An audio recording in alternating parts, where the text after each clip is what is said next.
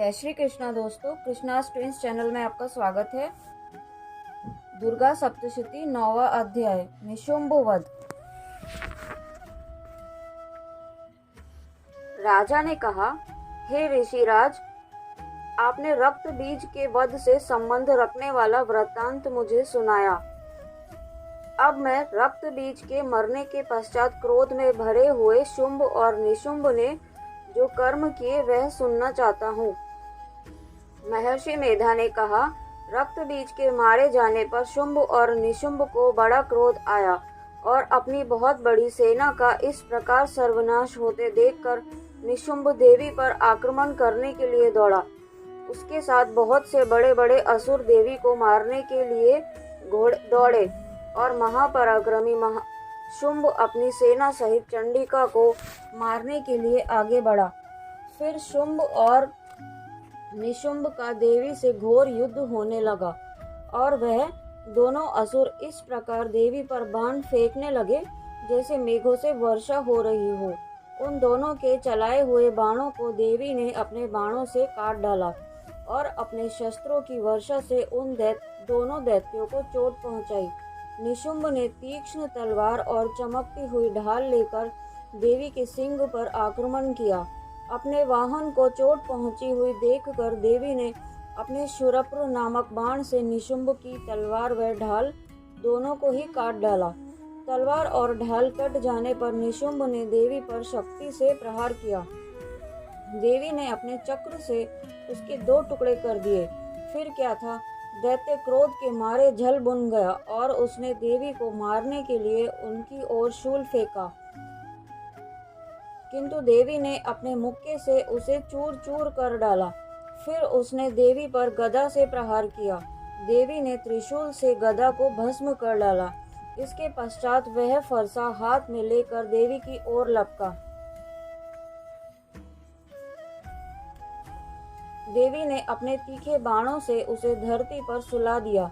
अपने पराक्रमी भाई निशुंभ के इस प्रकार मारे जाने पर शुंभ क्रोध में भरकर देवी को मारने के लिए दौड़ा। वह रथ में बैठा हुआ उत्तम आयुधों से सुशोभित अपनी 8 बड़ी बड़ी भुजाओं से सारे आकाश को ढके हुए था। शुंभ को आते हुए देखकर देवी ने अपना शंख बजाया और धनुष की टंकार का भी अत्यंत दुस्सह शब्द किया। साथ ही अपने घंटे के शब्द से, जो कि संपूर्ण दैत्य सेना के तेज को नष्ट करने वाला था, संपूर्ण दिशाओं को व्याप्त कर दिया। इसके पश्चात देवी के सिंह ने भी अपनी दहाड़ से, जिसे सुन बड़े बड़े बलवानों का मद चूर चूर हो जाता था, आकाश, पृथ्वी और 10 दिशाओं को पूरित कर दिया। फिर आकाश में उछलकर काली ने अपने दांतों और हाथों को पृथ्वी पर पटका। उसके ऐसा करने से ऐसा शब्द हुआ जिससे कि उससे पहले के सारे शब्द शांत हो गए। इसके पश्चात शिवदूती ने असुरों के लिए भय उत्पन्न करने वाला अट्टहास किया, जिसे सुनकर सब दैत्य थर्रा उठे और शुंभ को बड़ा क्रोध हुआ। फिर अंबिका ने उसे, अरे दुष्ट, खड़ा रह कहा तो आकाश से सभी देवता जय हो बोल उठे। शुंभ ने वहां आकर ज्वालाओं से युक्त एक अत्यंत भयंकर शक्ति छोड़ी, जिसे आते देख देवी ने अपनी मोहल्का नामक शक्ति से काट डाला। हे राजन, फिर शुंभ के सिंहनाद से तीनों लोक व्याप्त हो गए और उसकी प्रतिध्वनि से ऐसा घोर शब्द हुआ जिसने इससे पहले के शब्दों को जीत लिया। शुंभ के छोड़े बाणों को देवी ने और देवी के छोड़े बाणों को शुंभ ने अपने बाणों से काट सैकड़ों हजारों टुकड़ों में परिवर्तित कर दिया। इसके बाद जब चंडिका ने क्रोध में भरकर शुंभ को त्रिशूल से मारा तो वह मूर्छित होकर पृथ्वी पर गिर पड़ा। जब उसकी मूर्छा दूर हुई तो वह धनुष लेकर आया और अपने बाणों से उसने देवी काली तथा सिंह को घायल कर दिया। फिर उस राक्षस ने 10,000 भुजाएं धारण करके चक्र आदि आयुधों से देवी को आच्छादित कर दिया। तब भगवती दुर्गा ने कुपित होकर अपने बाणों से उन चक्र तथा बाणों को काट डाला। यह देखकर शुंभ हाथ में गदा लेकर चंडिका को मारने के लिए दौड़ा। उसके आते ही देवी ने तीक्ष्ण धार वाले खड्ग से उसकी गदा को काट डाला। उसने फिर त्रिशूल हाथ में ले लिया देवताओं को दुखी करने वाले निशुंभ को त्रिशूल हाथ में लिए आता हुआ देखकर चंडिका ने अपने त्रिशूल से उसकी छाती पर प्रहार किया और उसकी छाती को चीर डाला। शूल विदीर्ण हो जाने पर उसकी छाती में से एक उस जैसा ही महापराक्रमी दैत्य ठहर जा कहता हुआ निकला। उसको देखकर देवी ने बड़े जोर से ठहाका लगाया।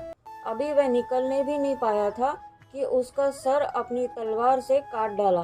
सिर के कटने के साथ ही वह पृथ्वी पर गिर पड़ा। उसके बाद सिंह दहाड़ दहाड़ कर असुरों का भक्षण करने लगा और काली शिवदूती भी राक्षसों का रक्त पीने लगी। कौमारी की शक्ति से कितने ही महादैत्य नष्ट हो गए। ब्रह्मा जी के कमंडल के जल से कितने ही असुर समाप्त हो गए। कई दैत्य माहेश्वरी के त्रिशूल से विदीर्ण होकर पृथ्वी पर गिर पड़े और कई बाराही के प्रहारों से छिन्न भिन्न होकर धराशायी हो गए। वैष्णवी ने भी अपने चक्र से बड़े बड़े महापराक्रमियों का कचूमर निकालकर उन्हें यमलोक भेज दिया और इंद्री से कितने ही महाबली राक्षस टुकड़े टुकड़े हो गए। कई दैत्य मारे गए, कई भाग गए। कितने ही काली शिव दूती और सिंह ने भक्षण कर लिए। बोलो अम्बे मात की जय। 9वां अध्याय समाप्त। जय श्री कृष्ण। राधे राधे।